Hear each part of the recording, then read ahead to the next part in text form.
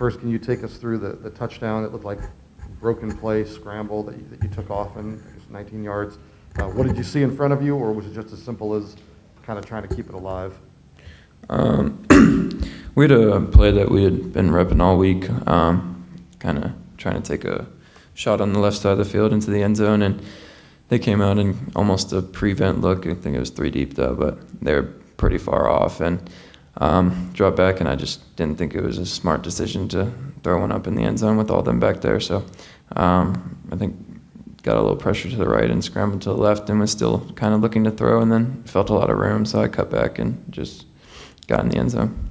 Can you tell us, was it a shoulder issue that you were dealing with? And I think TV showed you taking some pain pills or something. What do they do for you to kind of get you back out there? Yeah, I landed on my shoulder weird, and my arm kind of went numb, so I was kind of just dealing with the numbness. And then our doctors are great, so they helped me out and got me back out there. After that touchdown, you kind of collapsed almost onto the sideline. How much pain were you in, and how much did you have to kind of gut it out to try to finish this one? I mean, obviously, it's a little bit of pain, but I mean, I'm always going to go if I can go.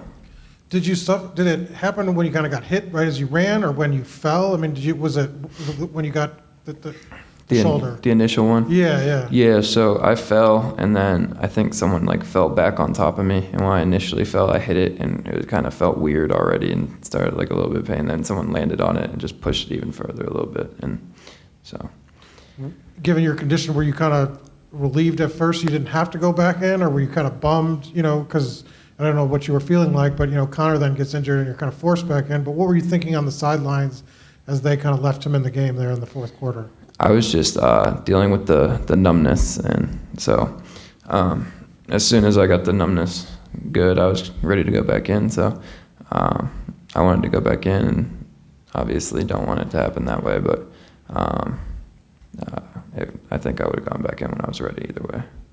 Braxton, how tough is that end sequence where you have the deep ball to Trey that's just off his fingers, then they have to watch Notre Dame come down and sort of bleed out the clock before the field goal? Yeah, I mean, it's tough. Nothing really I can do about it now, or we can do about it now, except for prepare for Pitt next week, but it's definitely a heartbreaking game. What's the mood of the locker room like after a game like that? Definitely everyone's upset, and we all knew we could have won that game and thought we should have won that game, so it hurts even worse. And but we got to move forward, and we know that we got our ACC schedule now, and that's what we got to look forward to. Obviously, losses, they're tough, but how do you mentally, not specifically you, how do you mentally turn the page and move on when, like you said, there's 7 games to go. You've got, Pitt next week and 7 more games. I think just going over the film and tomorrow and getting in here, and then going out to practice and pushing forward and making sure all of our guys push forward and know that we have a lot in front of us to go win and go try to win the Coastal Division. Braxton, you've kind of touched on this a little bit, but as far as the losses are concerned, both non-conference losses, so both as far as the ACC is concerned, doesn't really play a factor in that moving forward. So are you guys 100% focused now moving forward on the likes of Pitt, Miami, and so on, so that you can continue to move forward on this ACC slate? Yes, 100%. Our focus is moving forward to those games, and we got to go win. Anybody else for Brax? All right, thank you. Thanks, everybody. That's it for tonight.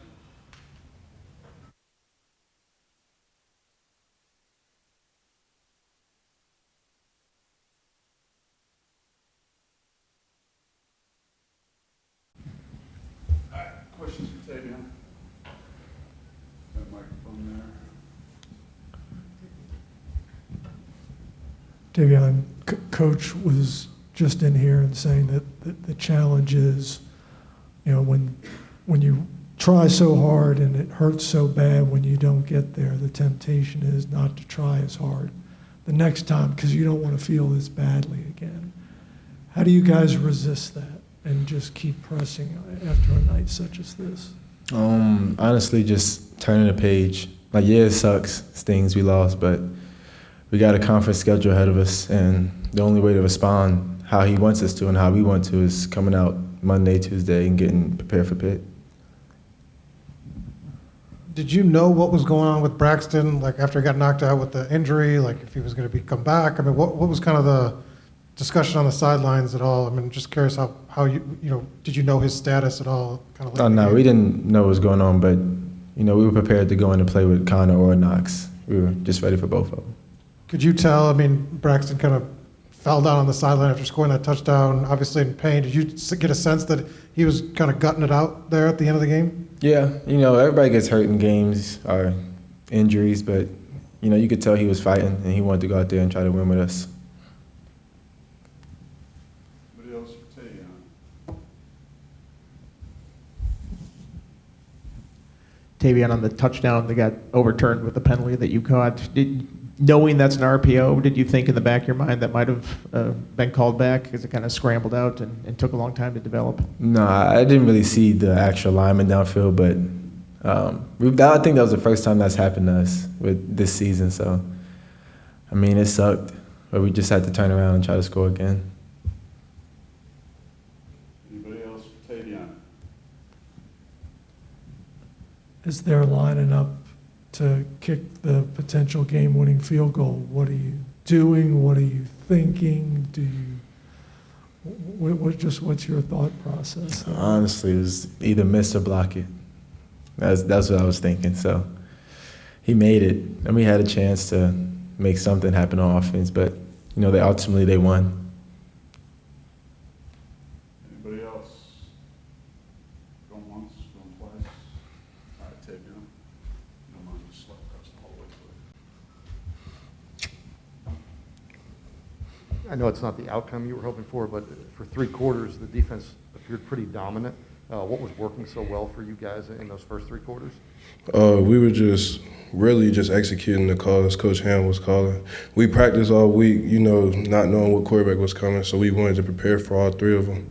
And, we got to know your personnel, and you just was trusting our training, going out there and doing what we're supposed to do.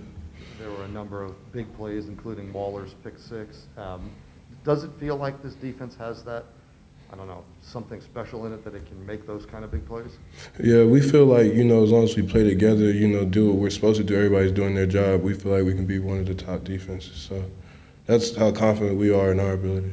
And then in that 4th quarter, did it feel like the unit ran out of gas a little bit when they were able to kind of move up and down the field a little more?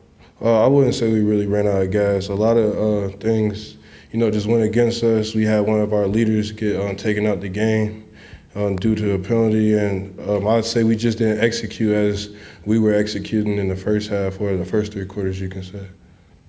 Taiwan, this is second sort of tough loss that you guys have taken down the stretch. I'm curious what the mood of the locker room was like afterward. Well, we're really going off of what Coach Fu said in the locker room. Like, we can go 2 ways about it. We can hang our heads or we can continue to work. And I feel like this team is going to continue to work because we know that just, a few little points, what is it, like 9 points? We're 9 points away from being 5-0. So we know it's just little mistakes we can clean up, and we could still do what we want to do and accomplish what we want to accomplish. You mentioned Dax getting the targeting. Did you see the play, and how much when you lose the guy in the middle like that's responsible for most of the communication kind of hurt you in those final 4 minutes? Yeah, it was a big loss. I did see the play.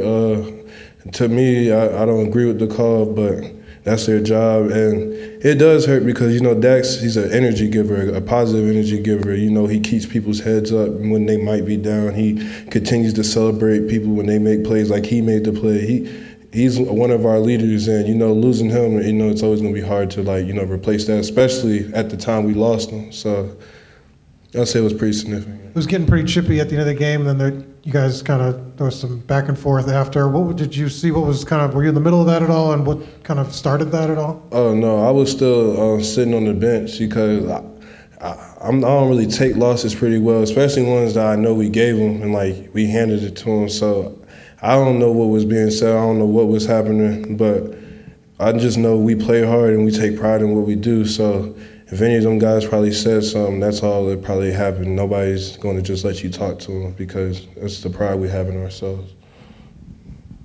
You guys were so dominant with the edge pass rush against North Carolina. I know you've played well since then, but not the same maybe result in terms of getting to the quarterback.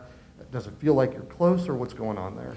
You know, like how it goes, you know, they scheme, they got film too. There's a lot of things that happen. I feel we're just trying to, you know, do what we can do the best time. We're trying to play every play honest. Like, we're not, you know, just trying to just run out there like a crazed dog and like it's be a draw or it be a screen. So like, we're just trying to make sure we execute what we're supposed to do our job. And, you know, that comes with making plays. It's, you know, some of the plays come to you, you know, you do your job. So I just think it's more of that. We're just trying to execute the call.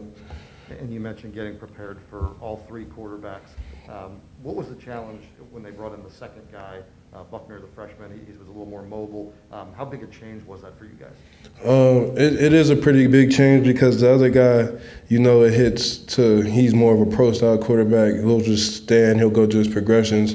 And the second string, or the guy they put in, I'd say he's more one read and, you know, go. And it takes a minute to get adjusted, especially when, you know, the different type of plays and personnel, they'll run for a different type of quarterback. So I just think that's all it was. We had to settle down, get adjusted. And once we got adjusted, I mean, we did pretty well. Taiwan, you mentioned that you don't take losses well. How do you mentally, after this, it's obviously a heartbreaker, how do you mentally turn the page and move on? Because you guys still have 7 football games left to play. Mentally, you know, you got to look at all the good things we did and look at, you know, the positives from this game, and you got to build on them. Like, there's negatives in every game. Even when you win by 40, you know, there's something that probably didn't go your way during that game. It's just, with us, like I said, we just got to continue to keep our head down and work, because that's what this team's really built off. It's built off of moving on. And they're not, I say this, the morale in the locker room, it wasn't the fact that, oh, we're like upset, like, it was more of that we know that we gave them the game. And that's the heartbreaking part. I feel like us being a veteran, older group, we know that we got to turn the page, because every game we're looking to go 1-0, you know? Taiwan, are you on the field goal block team? It all depends. For me, if my backup's in the game, he'll stay there because, like, you know, we play the same position. But yeah, I am on the field goal block team at time. I mean, were you on for Notre Dame's winning field goal? Oh, no, sir. No. So you're on the sideline. What's going through your mind? Are you even watching?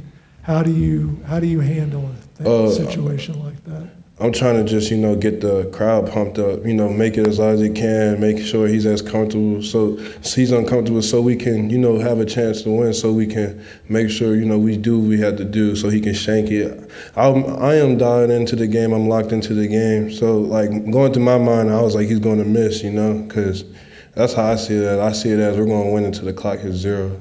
So. Thanks, Taiwan. Thank you, guys.